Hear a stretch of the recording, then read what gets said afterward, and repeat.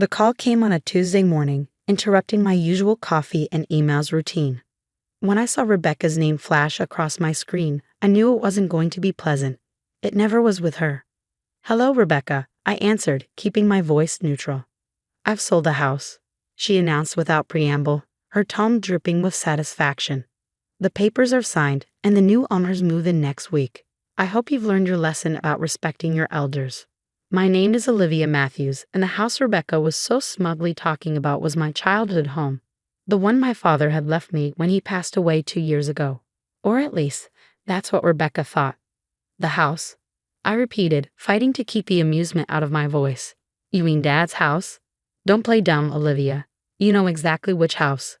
The one you've been squatting in rent-free since your father died." "Well, that ends now. I found buyers who will actually appreciate the property." I took a slow sip of my coffee, remembering the meeting I'd had with Dad's lawyer, Mr. Harrison, just days after the funeral.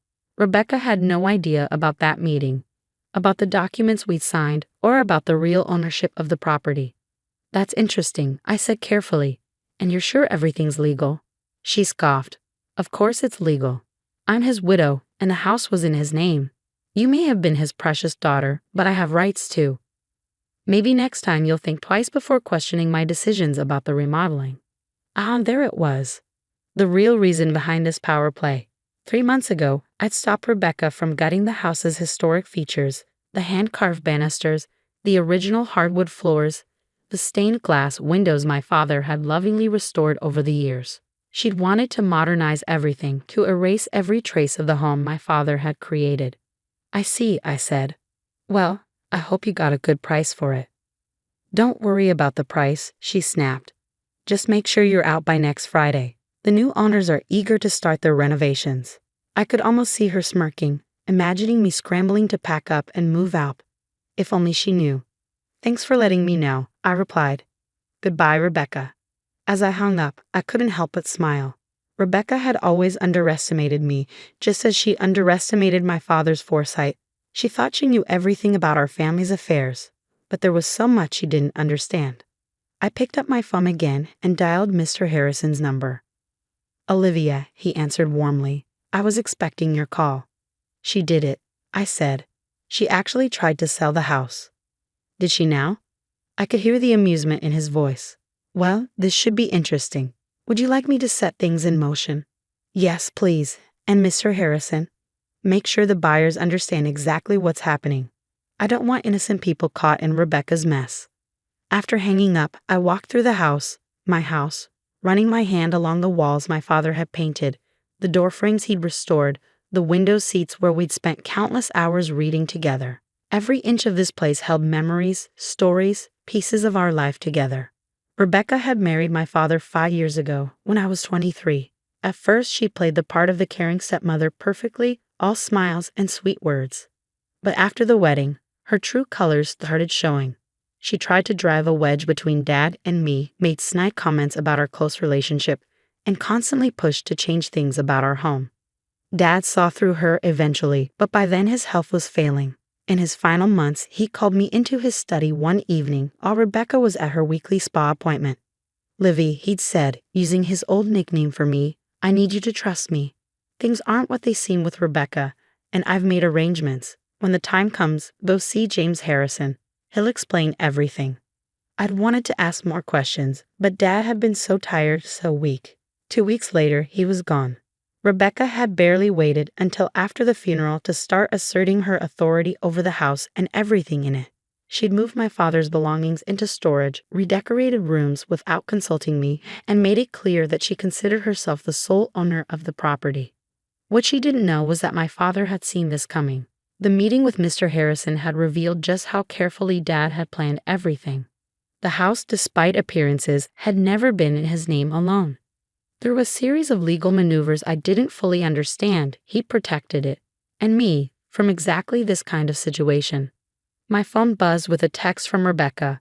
"I expect the keys on my desk by Thursday. Don't make this difficult, Olivia." I smiled, typing back, "Don't worry, Rebecca. Everything will work out exactly as it should." She didn't respond, probably thinking she'd won. But the real show was about to begin. and I had front row seats to watch her carefully constructed plans fall apart. My father had always told me that patience was a virtue. Sometimes he'd say the best response is to simply wait and let people reveal their true nature. Well, Rebecca had certainly revealed hers. Now it was time for her to learn about mine. I spent the rest of the morning going through some old photos I'd found in Dad's study. There was one of us working on the house together, covered in paint and sawdust but grinning like fools. Another showed us in the garden he'd planted, surrounded by the roses he'd lovingly tended. Rebecca had wanted to dig up those roses last spring, claiming they were old-fashioned. I'd stopped her then, just as I was about to stop her now. My phone rang again. Mr. Harrison. "The wheels are in motion," he said. "The buyer's lawyer has been notified of the situation. They're understandably upset with Rebecca, but relieved they found out before money changed hands." "How long until she finds out?" "I'd say by this afternoon. Their lawyer is drafting a strongly worded letter as we speak. Would you like me to be present when she receives it?" I thought about it for a moment. No, I decided. Let her deal with it alone. She needs to understand exactly what she's done. As you wish, but Olivia, be prepared for the fallout. People like Rebecca don't take humiliation well. He was right about that. Rebecca had always been proud, always needed to be in control. Finding out that she tried to sell a house she had no right to, that she'd made a fool of herself in front of potential buyers, it would hit her hard. But then again, that was exactly the point. The fallout came faster than I expected. Around 3 in the afternoon, my phone exploded with notifications, multiple missed calls, and increasingly furious texts from Rebecca. "What AVU do you want?" The last message read, all caps conveying her rage. I was sitting in the garden among my father's roses when she pulled into the driveway. Her Mercedes screeched to a halt, and she stormed out, waving what I assumed was the lawyer's letter. "You conniving little witch," she screamed, her carefully maintained facade cracking completely. "You knew about this all along." I remained seated, calm despite her fury. Knew about what, Rebecca? Don't play innocent with me. She thrust the letter in my face. "The trust, the property transfer, all of it. You and James plotted this behind my back." "No," I corrected her gently. "Dad and Mr. Harrison arranged it. I just followed his instructions." Her face contorted with rage. "Your father would never do this to me. This has to be a mistake." Actually, I stood up, brushing dirt from my jeans. "Dad did exactly this to protect both me and the house. He saw through you, Rebecca. He knew exactly what you tried to do after he was gone." She took a step back, her designer heels sinking slightly into the soft garden soil. "That's impossible. He trusted me. He loved me." "Did he?" I asked quietly. "Or did he just let you think he did?" The color drained from her face as the implications of my words sank in. My father, the man she thought she fooled completely, had outmaneuvered her from beyond the grave. The house was never in his name. I continued, watching her process each revelation. "He transferred it to a trust years ago, long before he met you. I'm the sole beneficiary. You had no right to try to sell it." "You're lying," she whispered, but I could see the doubt in her eyes. "Check the property records," I suggested. "They're all public. Dad made sure of that too. He wanted everything to be transparent when the time was right." Rebecca's hands were shaking now, crumpling the lawyer's letter. "The buyers, they're threatening legal action. Do you have any idea how humiliating this is? Almost as humiliating as trying to throw your stepdaughter out of her own house." I countered. "Or maybe as humiliating as spending years pretending to care about someone just to get their money." She flinched as if I'd slapped her. "You don't understand anything about my relationship with your father." "I understand more than you think. Dad told me everything before he died, about the prenup you refused to sign, about the mysterious withdrawals from his accounts, about the men you met with while he was in the hospital." Her eyes widened. "He knew. He knew everything, Rebecca. He just waited, watched, and planned. Like father, like daughter, I suppose." She took another step back, her expensive suit now stained with garden dirt. "This isn't over," she threatened, but her voice lacked conviction. "Actually, it is," I replied, pulling out my phone. "I've recorded this entire conversation. Would you like me to add it to the file Mr. Harrison is building about your attempts to illegally sell property you don't own?"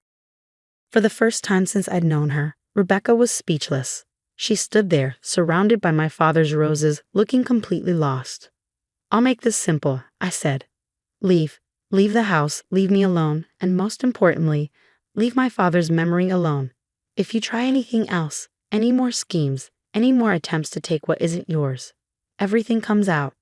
The affairs, the money, all of it. You wouldn't dare, she hissed. It would damage your precious father's reputation.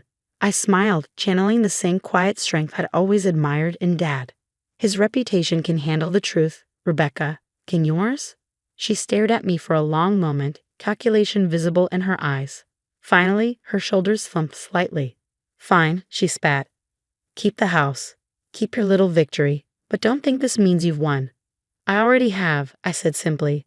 I won the moment Dad saw you for who you really are. She turned and stormed back to her car, her heels sinking into the grass with each angry step. As she drove away, I noticed she dropped a lawyer's letter in the garden. Picking it up, I smoothed out the crumpled paper. The legal language was complex, but the message was clear. Rebecca had no claim to the house, had never had any claim to it, and her attempt to sell it constituted fraud. My phone buzzed. A text from Mr. Harrison. How did she take it? About as well as we expected, I replied. But I think she's done. Your father would be proud, he wrote back.